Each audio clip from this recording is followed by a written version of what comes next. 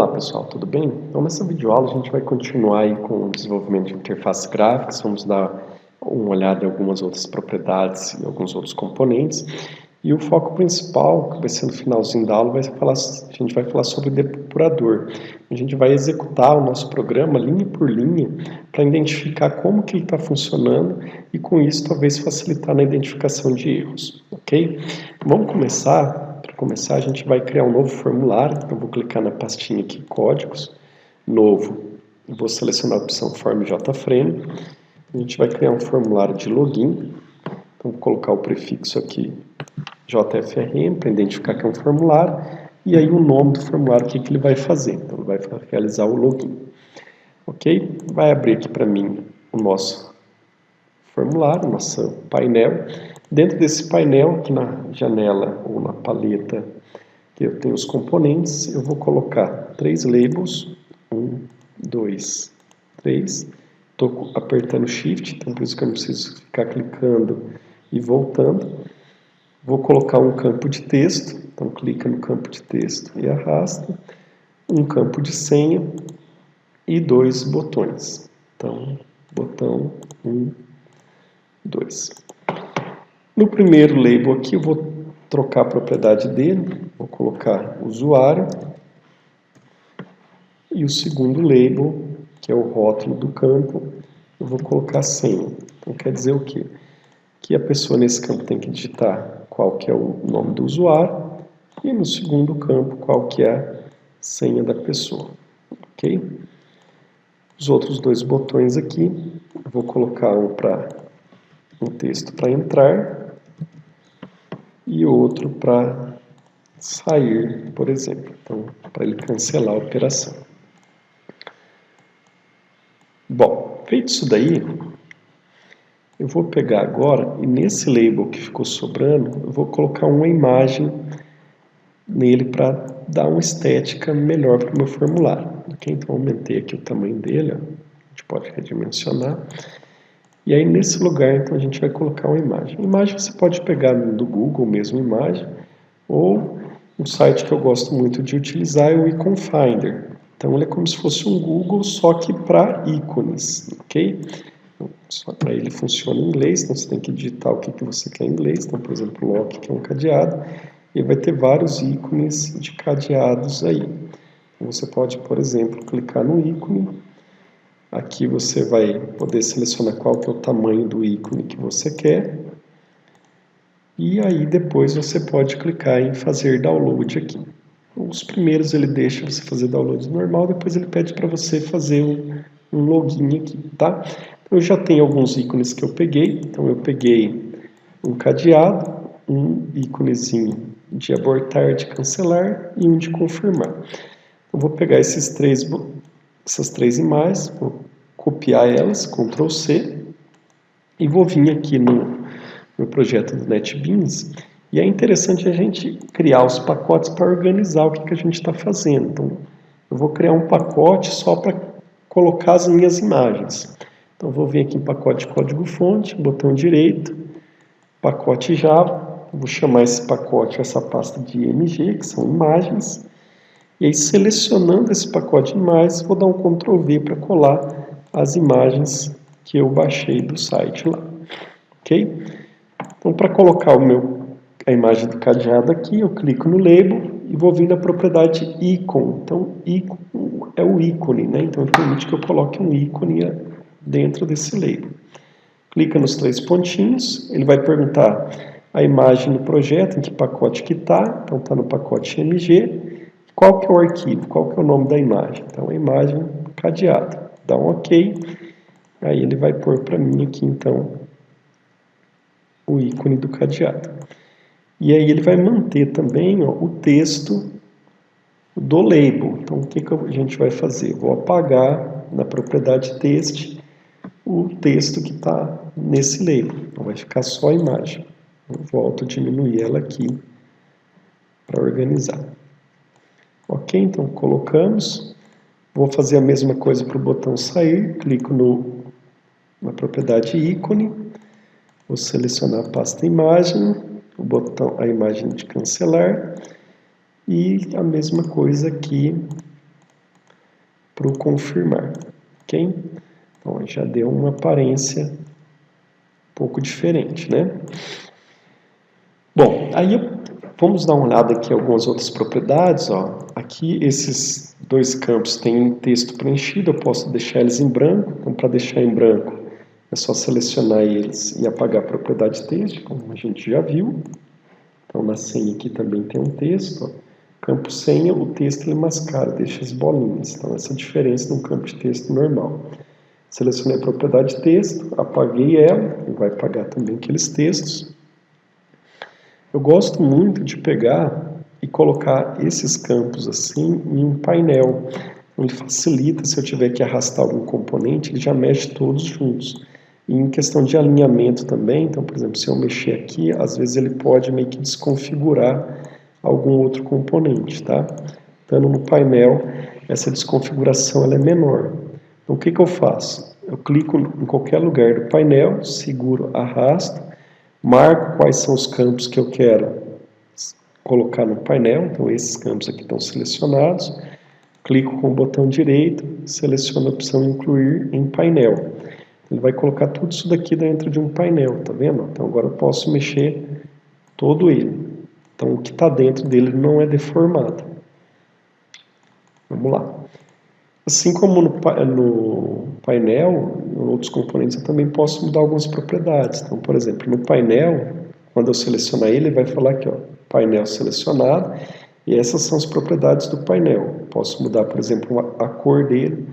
Posso, por exemplo, aqui na propriedade background, que é a cor de fundo, colocar uma outra cor, certo? E aí vai do gosto de vocês. Eu vou deixar cinza mesmo, que é uma propriedade padrão, mas aí você pode configurar para deixar com um apelo visual mais agradável. Tem uma propriedade border aqui, que é uma borda, eu posso colocar uma borda no meu painel. Então, por exemplo, essa borda com título aqui, vou colocar aqui, ó, acesso ao sistema. E aí ele vai colocar aqui para mim, ó, então, uma borda, vai gravar, delimitar, né, o painel e vai colocar um título em cima dela. Ok? Eu posso mudar, selecionar outro componente, por exemplo. Então, por exemplo, eu vou selecionar esse rótulo aqui, ó. Então, vai falar que está selecionando o rótulo e aí todas essas propriedades são especificamente desse componente. Posso vir na propriedade fonte, que é a letra, né, que eu estou utilizando. Posso mudar aqui qual que é o tipo de letra. Posso dizer se eu quero negrito, itálico. Então, por exemplo, vou pôr negrito. Qual que é o tamanho da letra? Por exemplo, tamanho 12. Então, ele já mudou, não está configurado, esse está configurado. Então, tem várias propriedades aí. Interessante que vocês dêem uma fuçada, dêem uma mexida, uma lida. A maioria das propriedades estão em inglês, então, se não souber inglês, usa lá o tradutor do Google, tenta ver o que significa. Se não entender, posta lá no fórum e pergunta para a gente. A gente vai tentar resolver e explicar para que serve cada uma das propriedades. Geralmente, os objetos, os componentes têm algumas propriedades que são semelhantes. Algumas são exclusivas, mas algumas são iguais. Então, você sabendo para que serve uma, dá para saber para que serve em outro componente também. Ok? Aqui nos botões, ó, tem um botão maior que o outro, posso selecionar os dois. Então, eu vou configurar a mesma propriedade dos dois botões. Então, por exemplo, a propriedade tamanho horizontal, que é qual que é a largura deles, e a tamanho vertical, qual que é a altura. Eu vou falar que na largura eu quero que eles tenham 90 pixels, então ele vai aumentar aqui, deixar os dois com 90, e se eu quiser também definir uma largura vertical, então, por exemplo, 27 pixels, ou por aqui uns 30 pixels, os dois vai ficar com a mesma altura, ok? Eu vou trazer aqui para cima e vou reduzir o meu formulário. Se eu quiser executar, eu posso, se eu clicar aqui, ele vai executar o que está definido como principal, mas se eu quiser executar só esse formulário, eu posso vir aqui, projeto, código-fonte, clico com o botão direito, executar, ele vai executar para mim só aquele formulário lá. Aqui ele está usando o toolkit do Java, então a aparência dele é uma aparência do Java. Os botões, os ícones são um pouquinho diferentes. Não sei se vocês perceberam também, quando eu executo ele mostra o meu formulário lá no canto superior, certo? Então, esse é um padrão. Para centralizar o formulário, eu posso clicar nele, vir aqui na propriedade código e selecionar a opção aqui, ó, gerar código de redimensionamento e depois marcar essa opção gerar centralizado, ok? Então, quando eu vim executar de novo, ele já vai mostrar para mim o formulário meu no centro da tela. Aqui está cortando um pouquinho, eu teria que aumentar esse espacinho aqui. Vamos lá, executar. Aí agora mostrou. E aí, se eu quiser que esse formulário seja mostrado no padrão do Windows, eu também posso vir e alterar o design do meu formulário. Então, por exemplo, aqui, ó, por padrão, ele vem com Nimbus. E aí eu tenho outros tipos aqui. Então, vou colocar, por exemplo, o Windows. E aí vai ser esse modelo aqui. Então, vamos ver se ele já fez a troca aqui para mim. Design Windows. Executar arquivo. Não, ele não trocou. Mas aí eu posso fazer manualmente. Então, aqui, ó, na parte de código-fonte do meu formulário, eu clico aqui em código. Por volta da linha 123, mais ou menos, vai ter um maisinho escrito Look and Field. Então, um código opcional que eu posso mudar. Clica no maisinho e onde está Nimbus aqui, você vai colocar o Windows. Lembrando que tem que ser com W maiúsculo, tá? Clica em salvar, executa novamente e ele já vai mostrar então a tela com o formato do Windows, certo? Aqui eu posso pôr um título no meu formulário, então vou clicar no formulário, JFrame, e aí eu vou ter aqui nas propriedades, a propriedade título. Então qual que é o título do meu formulário? Vou colocar aqui controle de acesso. Isso daqui é para a pessoa saber mais ou menos, que não teve alteração nenhuma, né? Mas se eu executar, vai aparecer aqui na parte de cima o controle de acesso, que é o título do meu formulário. Então, isso também identifica a pessoa saber sobre o que é esse formulário, o que está ocorrendo aqui, ok? Posso digitar um texto aqui e a senha está criptografada. Bom, então, em questão de design de layout, a gente tem, por enquanto, esse formulário aqui. Vou clicar aqui no botão entrar, e aí a gente vai criar um pouquinho de código. Vou apertar a tecla End aqui, que é o final da linha. Ele vai achar para mim qual que é o meu método, que é o JButton2ActionPerformed. Toda vez que eu dou 2 cliques no botão, ele abre para mim um método que vai ser executado quando eu clicar sobre o botão. Então, quando eu clicar, ele vai executar o código que está dentro desse abre e fecha chaves aqui. Então, vou criar aqui duas strings, o tipo e o nome da variável. Então, estou criando duas variáveis locais. Então, variável usuário. Dentro dessa variável, eu vou colocar o JTextField. E agora, qual que é? Aí, como eu disse na outra aula, é interessante a gente dar nome para os campos, né? Então, esse daqui é o JTextField1, o nome do campo, o nome do componente. E esse daqui é o JPasswordField1. Então, para ficar mais fácil, vamos vir aqui, ó, vamos trocar o nome da variável. Então, altera o nome da variável, txt nome, botão direito, altera o nome da variável, txt senha. Fica mais fácil, né? Vou dar 2 cliques e eu vou colocar aqui, ó. Então, no txt nome, ponto, pego o texto que a pessoa digitou naquela caixinha. String senha, txt senha, pego o texto que está naquela caixinha, ok? Então, o texto que a pessoa digitou nesse campo e o texto que a pessoa digitou nesse campo agora vai estar dentro dessas duas variáveis aqui, certo? E eu vou fazer um if, que a gente viu na aula anterior. Então, se o usuário for igual, aqui eu estou gerando um erro proposital, tá? Depois a gente vai ver o porquê. Admin e a senha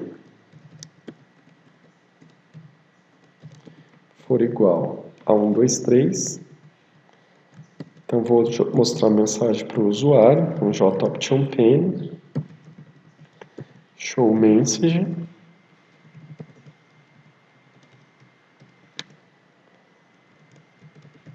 login realizado com sucesso. E se não, um else,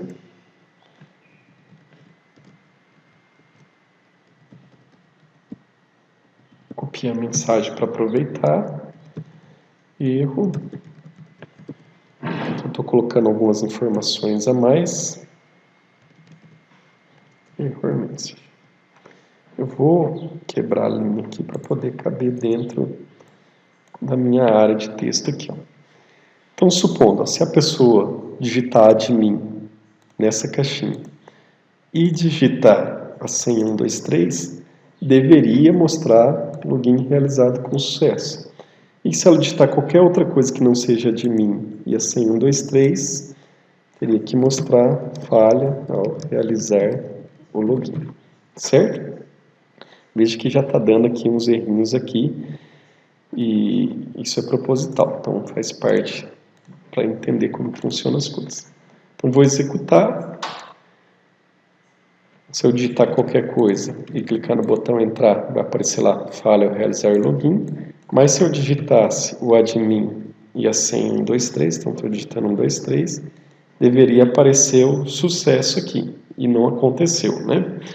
Bom, e aí a gente pode ficar batendo muito tempo aqui para descobrir qual que é o problema, qual que é o erro. Então tem um recurso interessante na linguagem que é a depuração. Então posso vir aqui, ó, vou adicionar um breakpoint, então é só clicar na parte aqui da linha onde tem o número. O breakpoint é um ponto de parada, um ponto de interrupção. Então quando for executar essa linha aqui no código, ele vai parar, ele não vai continuar executando, e eu posso executar linha por linha. Mando executar essa linha até terminar a execução. Okay? Então quero que ele pare a execução nesse ponto. Então uma linha de interrupção, o breakpoint. E aí eu vou mandar executar o meu programa. Então botão direito, só que em vez de selecionar a opção executar arquivo, vou selecionar a opção depurar arquivo, então, que é para a gente poder fazer os testes. Então depurar arquivo, vou colocar aqui, ó, admin 1, 2, 3 e vou clicar no botão entrar. Quando eu clicar no botão entrar, ele vai executar essa parte de código aqui, ó, que é o que está dentro do botão. Então, entrar, e aí ele parou, tá vendo que ficou verde a linha aqui, ó? Então ele está executando essa linha aqui, ó, setinha, está indicando que o meu programa está nessa linha, não executou ela ainda. Aqui eu tenho o this, que vai mostrar para mim quais variáveis que pertencem à classe, depois a gente vai ver isso daqui, e por enquanto eu ainda não tenho nenhuma variável criada. Então, a gente vai, quando executar essa linha, ele vai mostrar que foi criada uma variável aqui. Aqui eu tenho os botões que permitem que eu execute as próximas linhas ou entre em outras funções. Então, por exemplo, eu vou clicar aqui nesse botão F8 para ele passar para a linha de baixo. Então, F8, ele executou essa linha e agora está prestes a executar essa. Aqui, ó, em variáveis, ele vai dizer que existe a variável usuário criada, que é o que eu criei aqui, ó, o tipo e a variável. E dentro dessa variável, que é do tipo string, tem um texto admin. Ok? A variável 100 ainda não foi criada. Vou dar um F8 de novo. E agora ele executou essa linha. Então criou a variável 100, também do tipo string, e tem o valor dentro dessa variável 1, 2, 3. E agora ele está esperando aqui para executar o if. Se isso daqui for verdadeiro, então ele vai executar isso. Se isso for falso, ele vai executar isso. Tá ok? Então ele vai verificar o usuário, a variável usuário, é igual a admin, então admin é igual a admin. E a senha, a variável senha, possui o texto 123? Possui o texto 123. Então deveria executar essa linha. Então vou dar um F8, e aí ele foi para a linha de baixo. Ó, isso daqui não foi verdadeiro. Tá ok? Bom, e aí vocês vão dizer por que não é verdadeiro. Eu fiz errado isso justamente para a gente poder...